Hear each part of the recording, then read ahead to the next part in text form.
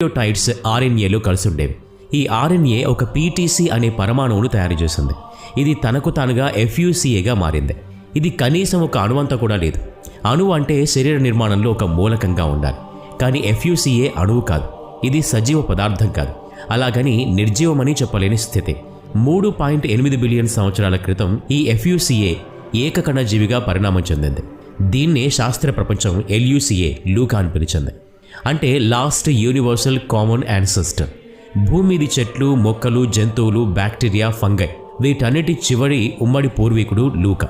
శాస్త్రవేత్తలు కణత్వచం కలిగి ఉన్న ఈ ఎల్యూసీఏ లూకాని ప్రొకారియోటిక్ మైక్రోబ్గా భావించారు.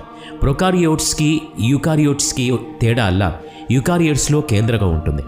ఎల్యూసీఏ లూకాలో 355 జన్యువులున్నట్టు భావించారు. ప్రస్తుతం ఈ 355 జన్యువులు ప్రతి జీవిలోనూ ఉన్నాయి. అలాగని లూకా ఎల్యూసీఏని ఒక జీవిగా